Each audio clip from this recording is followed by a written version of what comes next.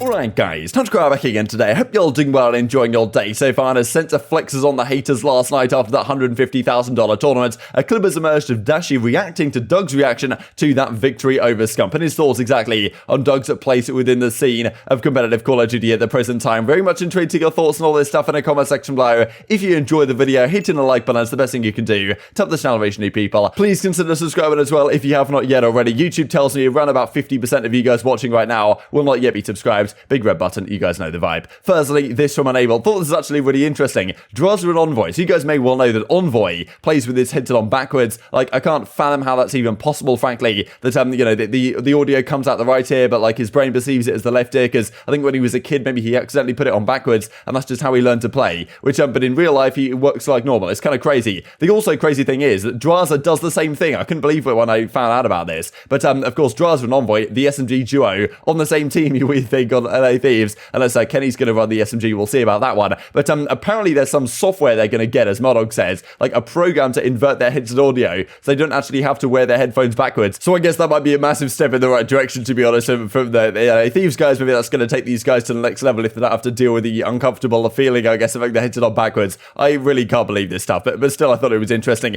This also from the Challenger side, Saints, I believe, was going to be playing with Spartan Co., a similar squad to last year's team that won the Challengers champs, but it seems like that isn't the case anymore. We've got Gravity, Saints, and Scrappy teaming in, well, team of 3 in Challengers, looking for an SMG player. Kind of a weird one, to be honest, but at the same time, Challengers is so chaotic all the time that anything can happen here, frankly. Like, there's no guarantees that just because this is a team of 3 right now, things aren't going to change very soon indeed. The Challengers Cup begins on like 11th or 12th of December or something, because they're trying to wait for a third game mode. We'll talk about the third game mode here in a little bit in Doug's perspective on that one, but yeah, hopefully that arrives sooner rather than later. This also, I wanted to say from Standy, you getting these maps at CDL Scrim Intel. So we usually look at what CDL Scrim Intel's posting. Last night we looked at the fact that Rokkr as of late has been kind of getting bodied in scrims. Now I believe they played a scrim last night up against Optic. Standy had some good maps. They won a fair few of them. For some reason they didn't go up on the timeline, but I guess CDL Scrim Intel can't cover absolutely everything that's going on. And you know, Standy, yes, yeah, I don't see them getting posted. And thanks to the excellent subscriber who pointed this out to me, because well, as I like to say, when Standy tweets something like this, there's a very good chance that it gets deleted, as I'm pretty sure this one ended up getting as well. This also from Lionman, Atlanta FaZe Vanguard camo concept. He did one of these for the Optic stuff recently as well. This is just beautiful, to be honest. Lionman did one of these for Rainbow Six. I'm pretty sure it was Chiefs or something. They're like, Rainbow Six or Chiefs just reached out to Lion and were like, yo, do you just want to make us a camo that we can put in the game? Lion was like, yes, sound, I'll just make it. He made it. It's in the game now. It's like, okay, wow, how, you know, how easy was that, to be honest, compared to what's going on in Call of Duty side. But, you know, this is really clean, to be honest. We don't really get camos. Like, every time Lionman makes a camo, I'm like, damn, that's really nice. Imagine that was actually in the game. But whenever they do come out into the game, and probably eventually they will arrive to Vanguard as they did to Cold War, but they probably won't be particularly great. There was a lot of talk about that last year when the camos arrived, that they were basically just copy and paste with a change of color scheme, like nothing particularly interesting going on. But you know, it's a work in progress for sure, but still, I thought this was pretty nice. Let's talk about this then as well from the Doug Center Martin side. So last night, he plays in this $150,000 tournament. We are not going to stop hearing about this for quite some time. This has kept Doug going for the next, like, I don't know, probably 5 years. He can still talk about this, to be honest, this tournament victory. Like, it's a big one. You got to give credit where it's due, to be honest, on that front. Some nice grenades coming out, and to be fair, from what I've watched of Doug's stream, I actually think he's pretty good at this game. He's not going to be like an absolute world-star, world-beating player, but compared to the last few years of competing, I think Doug's actually pretty solid at this one, and you know, deserved winner of this tournament at the end of the day, the way things finished off. This, of course, a highlight montage, but you know, we saw the clip that came out last night of when Doug was beating Scump & Co, and he went on to talk about, you know, Scump, you can't beat me, like, you can't gun me, like, I'm always going to beat you in these tournaments, I'll beat you in the finals as well, which he ended up doing. Dashy came out with effectively a reaction to that clip, where he basically said, I'm not going to say it's cringe, but, you know, it's kind of cringe, right? Like, he didn't say it explicitly, but he's like, yeah, I'm not going to say it's cringe, but kind of implying that, like, yeah, he's not exactly a massive fan of Censor's reaction to this whole situation, but, you know, Doug knows what he's doing at the end of the day. Like, this was the particular clip right here, before he went on to do the pull-ups on the stream, where he was, you know, talking trash on Scump and the guys, and, well, ends up getting the job done as well in the grand finals, to be fair. But, yeah, this is Dashy's reaction. Come on, son. Seth can't run me, bro. Let's go, guys. Seth. You can't beat me, Seth. Let's go. Let's go. 3-0. I'm just a low-tier challenger player, bro. Right? I'm just a low-tier challenger player. Oh, my God. So I'm 4-0 in the grand finals. Man. GG. Now win the money, baby. That's 5 racks each. Let's go. Good job, guys. Good job. Yep. Baby. Let's go. Come on. 5 racks, baby. 5 racks. Come on, baby. We're winning this whole thing. I'm not going to say that's cringe, but... Speaking of Doug, then he comes up with the following as well. Another flex, frankly, on the timeline after winning that pretty big tournament yesterday. I'd pay $1 million for CTF to be the third game mode for competitive Call of Duty. So I guess he's just got $1 million sitting there if he wants to execute the trade deal. But whether Sledgehammer Games actually accept this, that's another question mark. But yeah, CTF the third game mode. This is, to me, I think this is what they might do. Frankly, we don't know what the third game mode is going to be right now.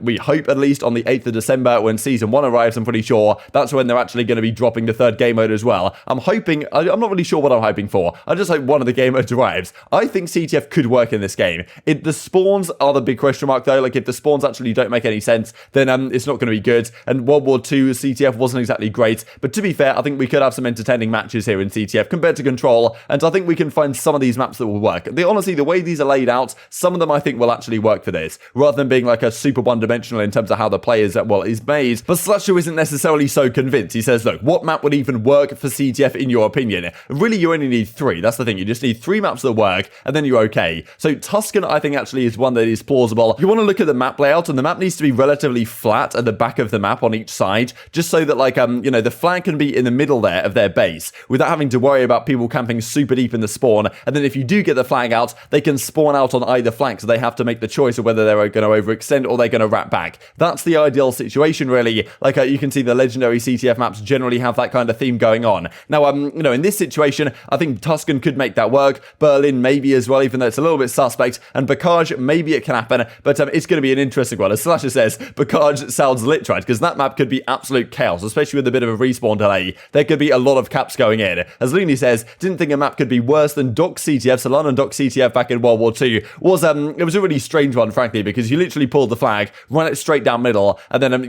the amount of caps that were going into that game was insane. But we might see 15-14 score lines on Bacage, no caps, says Looney. Better for the viewers, right? It says Cray. So this is a bit of a question to me, frankly, that some people definitely prefer the chaos. Some people say to me that they really preferred 5v5 Call of Duty because it was absolute chaos on the map all the time, and they really enjoyed the frantic action. I'm not necessarily a proponent of that. I personally prefer to actually understand what's going on and have the gameplay a little bit more methodical. I generally like it when there's kind of a fast and a slow element, like a calm before the storm, when people are setting up for the break, and you can kind of see how the arrows are working together, and then all the action goes down at once, and then one team comes out on top, and who still has the hard point right at the end of the day. Frantic action all the time isn't necessarily the most enjoyable for me to watch, but as Slasher says, if the players can't understand what's going on at all times, how is the viewer going to know or enjoy it? Apparently that's not a popular opinion. Esports with the highest viewership are not pure chaos, not even close, which I think is generally true. Counter-Strike, this type of stuff, that's where the money's at the end of the day. This also I wanted to talk about for you guys, because this really echoes what was going on in the Call of Duty franchise a few years ago. You guys might remember that Optic Gaming used to be blacklisted from scrims way back in I want to say Ghost or something along those lines, and Methods apparently was involved in this stuff. They talked about it on yesterday's Optic podcast actually kind of briefly, but effectively Optic were considered they were really popular, and therefore some of the pro teams decided, okay, we're actually not going to play you in scrims, not going to give you any practice, and there's always some other reasons maybe that go on behind the scenes about this type of stuff, and the same thing is happening in Halo right now. This is honestly really interesting to me. I thought that you guys would find it interesting as well, because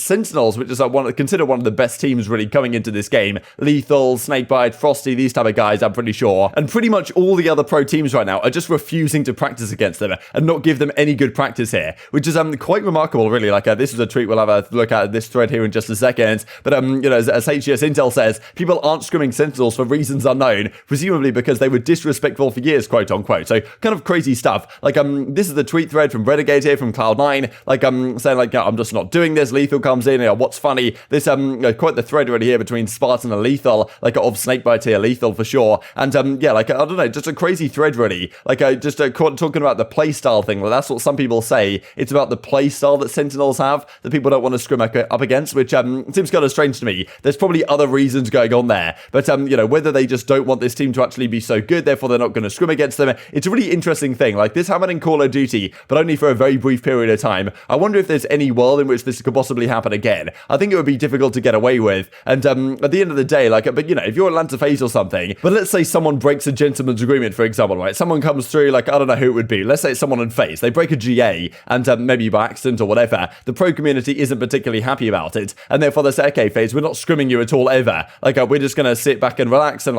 play against our own matches, and FaZe, you're not going to get any good practice against the top teams, which is, look at this back and forth thread. It's kind of just absurd stuff, to be honest. Just pure drama on the timeline, frankly. community. And this also from Sparta between Frosty and Kerr, like, you know, you listen to what you want to hear, man, all this type of stuff, like, you know, just incredible content really on the timeline for the Halo side. But yeah, that's the thing. I wonder if this could ever happen again in COD. I doubt it, to be honest, but some people are just so petty about it. It's actually impressive, and that this is probably another example of it. But as I say, having in Call of Duty a few years ago, thankfully not something we really have to think about too much anymore. But still, when they say, like, as people say, if you break a GA, you're going to get blacklisted or over for the community. Like, that doesn't really happen in COD, but because people don't really break the GAs. But if they were to, then, you know, would anyone actually follow through on their threat and decide to not give a pro team any good practice at all? And that would probably put them in a pretty difficult spot, to be honest. It is certainly an interesting one. I just wanted to finish off with this. I thought was incredible. Just I'll play this on the big screen, I guess, for you guys, just to finish things off so you can see what's going on. But in the bottom left-hand corner in this scrim up against LA Thieves, between LA Thieves and Atlanta FaZe, in the bottom left-hand side,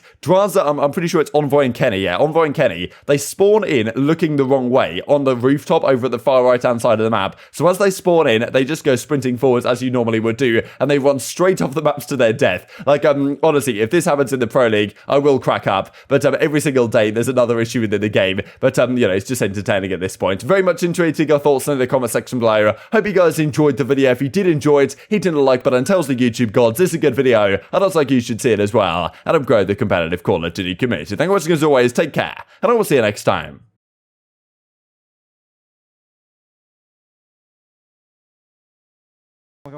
Switching, hold up. Yo, hold up. Yep. Bottom as well. Bottom ran out. They're both. Bottom. Bottom. He's not gonna hop it.